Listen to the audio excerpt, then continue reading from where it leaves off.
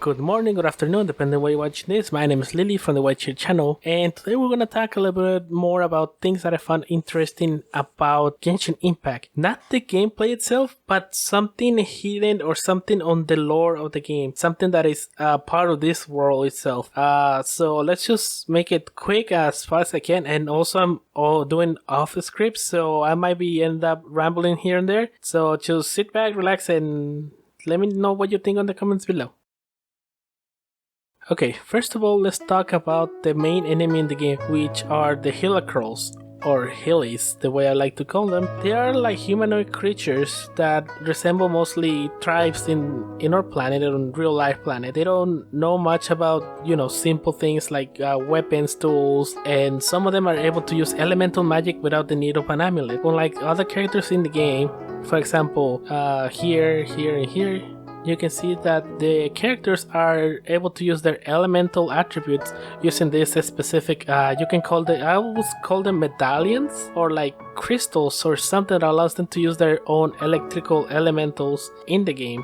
Except for a few characters like the Traveler and Xiao are the only ones that I have seen that they do not have any sort of amulets that are able to use elements in the game. That also brings the question of how this everything began. For what I've been talking to NPCs here and there, they don't talk much the Hilacrolls, except in a few quests that they always see them as monsters, or see them as non-civilian tribes that attack each others. That it will make sense, because if there are like two different types of humanoids, they will attack each other to fight for resources. But in this game, it seems that somebody is manipulated from behind. But exactly what type or what tribe is the Hilacrolls are? What I mean is that in the game, when you go up to this quest where the source, they call it the tomb or something, you talk to Dr. Livingstone, and she explains to you that the tribes that are around the Teyvat or around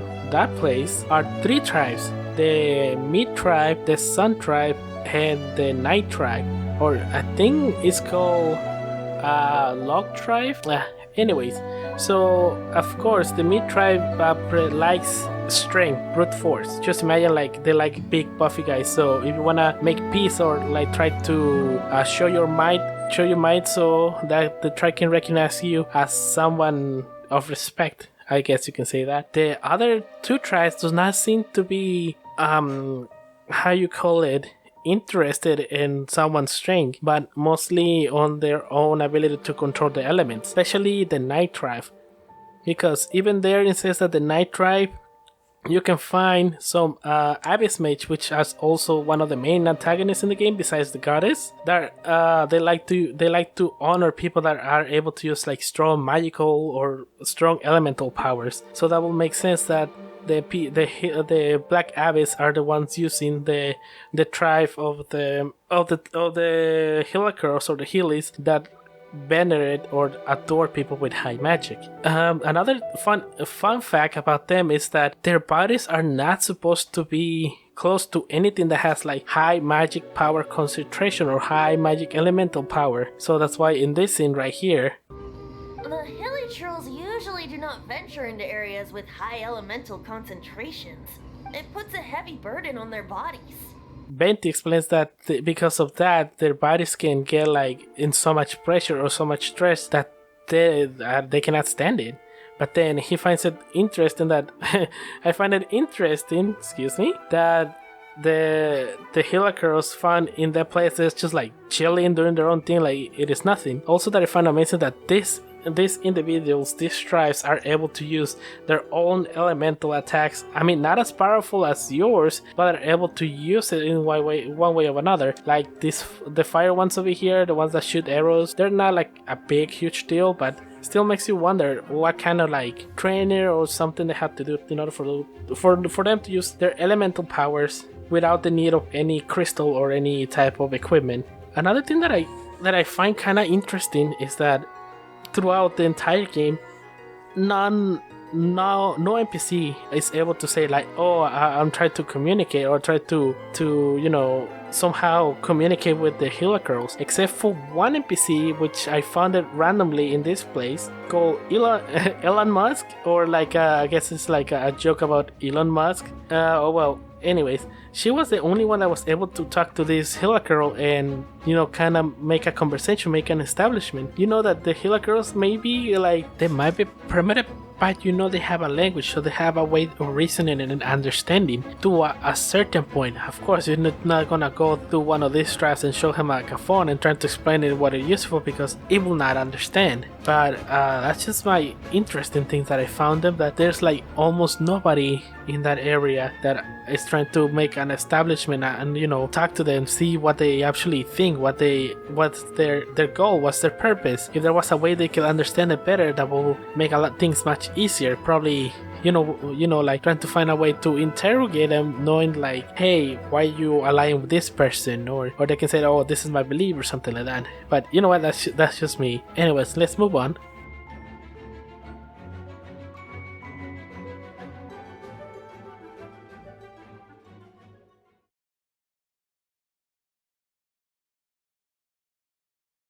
This one is, I found it really interesting because this is based on what happened in the game, some of the quests right here in this place. Apparently you talk to this girl that has lost one of his books. I'm just gonna let right here, this little thing played right here.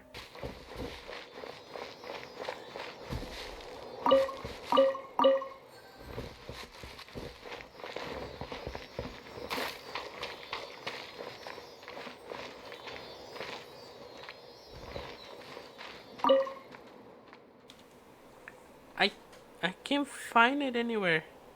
What are you looking for? A book. Big Nine wrote it especially for me. I was playing with Big Nine before he said he had a book for me. I started reading it and got really into it. I was so into it that I didn't even notice when Big Nine left. I went to look for him, but then I fell in the river. I made it out, but then I lost the book. Wait, how does he know my name right away? Traveler, can you help me look for it? The book is really special to Big Nine. If I lose it, he will be really sad.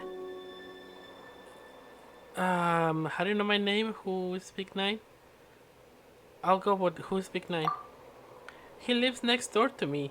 We're both ninth in our family. The ninth in our family. So our names both have 9 in them. That's why we'd be the perfect match. Wait, no. Don't tell Big Nine I say that. The book was a present from him. He's gotta get it published, but he let me have a sneaky look at it first. Yeah, where do I start? Let's see. The river carried me a long way. I don't know, the water was really cold. It froze my hands stiff. But I definitely didn't open it. I held it tight as I could, because Big Nine told me how special it is. Finally, I crawled into the riverbank. For the first thing I did was to find somewhere to dry the book out in the sun. Then I was too exhausted that I lay down and fell asleep for a while. When I woke up, the book was gone. And it was in the woods over there, and it was the woods over there that I dried the book out. You can have a look in there. Okay, so as you can see, she lost her book, and for what you can figure out what happened is that she drowned. Not she drowned, but it could be. It could be several things. It could mean that she drowned, or she got hypothermia and fall asleep. And as she fell asleep, she pretty much passed away. She died, and that's why the book was gone. She couldn't find it anymore. What I found this quest interesting is that later on the village nearby called what was the name again? Queen's Village. You find the person that she was talking about, or I think that's the person. I know it says that her name is based on the number she was. But she was in the number 9, but this guy's name is the 9th. So he's the number 9 of his family. So I think this is the person that she was referring to. And then if you talk to this person, it just gives like a little quest, go turn in a book and then come back. But really, I don't think I found anything about him remembering the little girl, or like, if so, how many years was it? It just called him the ghost girl calls her big brother, but that does not. It could mean that she's older than her, but for how long? Probably like a few years, probably way old. I don't know. I find it interesting because this character or this NPC does not recall anyway, or there's no hint telling us that, hey, I know what happened. This girl passed away or something like that. Or probably the option was there. I just never selected. Or never clicked in until late, and why not? Okay, moving on. And then later on you find the same girl, or the ghost of the girl, that in the quest that it tells you that, oh yeah, this spirit is too young to move on to the next life.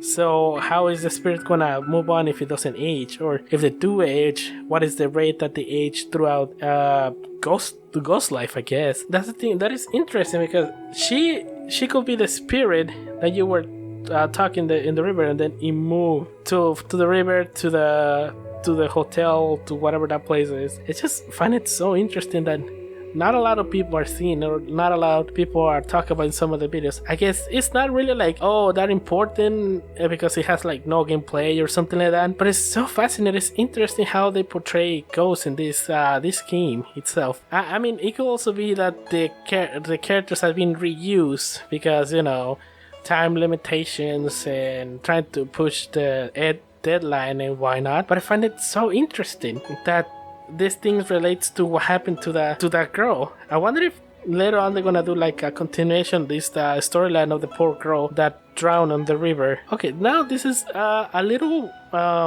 I'll say interesting in culture, but I haven't been able to find anything besides anything related to Japanese culture. I know these little statues right here that I showed you in this little piece right here. They're most likely are found in most of the statues that similar to the ones in the game are found in Japan. I think they have several names, but I think this one resembles mostly a Dosojin statue, which as far as I remember reading, they are actually there to protect travelers that travel to that certain path, to the certain area. And sometimes they are like represented as sometimes they are like large rocks at the edge of villages that the sculpture, the way they are, just to, I don't know, they say that they're also associated with childbirth or children and matrimonial happiness. It can be several things, but the ones that you find in the game are mostly like this. They're like alone or combined with different ones. Like I said before, I thought it was a seashell statue, but I talked to one of the GMs of the game that told me they are not seashell statues, so probably they are Dosojin statues, but who knows. I still need to figure out more about those. But anyways, I think that should be all that I found interesting on this closed beta. I wish I can know more about the lore on where exactly how did the Hilichurls begin to, have a rivalry or like anger with the humans. For what my impression so far is that they don't really hate humans.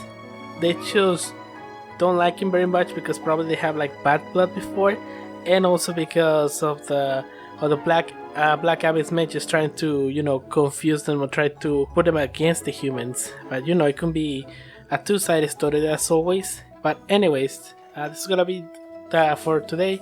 I'm gonna see you guys in the next video, and hopefully we can see more games and more Genshin Impact. But for now, I'll see you guys in the next video.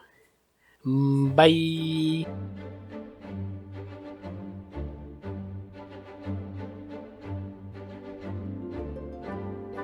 Just a side note, I do say this, that even though Venti is also using one of the medals or medallions that allows him to use power, but it has a reason, and he explains it like this.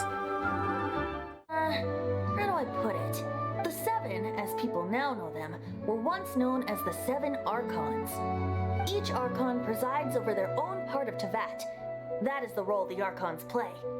Only in performing this duty can we attain power. But I don't like the idea of ruling Mondstadt, and I don't feel Mondstadt would really like it either. And because of that, that's why Venti needs to use one of the medalls for him to use the wind power, because he has become weaker. Well, adieu, bye bye.